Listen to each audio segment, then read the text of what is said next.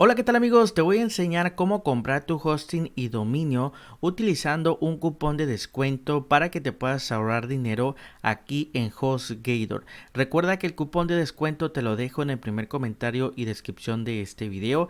En cuanto tú le das clic te va a estar mandando esta página que ves en pantalla y vamos a bajar y aquí debes de seleccionar el plan que tú quieres contratar. Por ejemplo, este plan emprendedor, vas a darle clic acá en el botón amarillo, contratar ahora. Y aquí amigos, yo te recomiendo contratarlo a 3 años, ya que te estarías ahorrando la mayor cantidad de dinero. Después de esto, dale clic abajo en ir al carrito y recuerda que HostGator te va a estar regalando un año de dominio completamente gratis amigos. Entonces aquí debes de escribir el nombre de tu dominio, obviamente que sea de tu marca o de tu empresa, y después le damos clic a esta lupa de color azul. Esto es para verificar que el dominio esté disponible y te tiene que aparecer así amigos, dominio disponible. Después dale clic acá abajo, adicionar dominio, y como puedes ver amigos, acá a tu derecha ya nos aparece el cupón de descuento que se está aplicando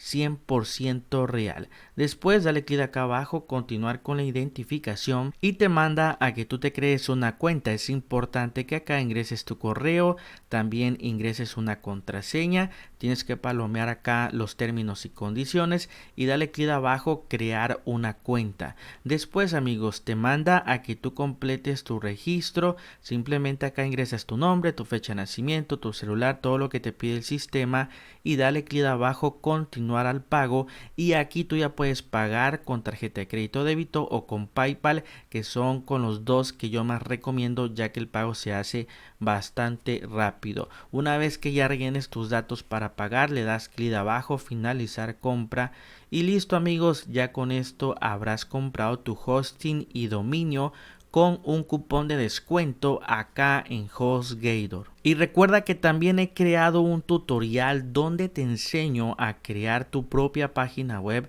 con un diseño impresionante y profesional en tan solo unos minutos amigos. El video te va a estar apareciendo en pantalla en este momento, solamente dale clic para que puedas ir a ver el tutorial.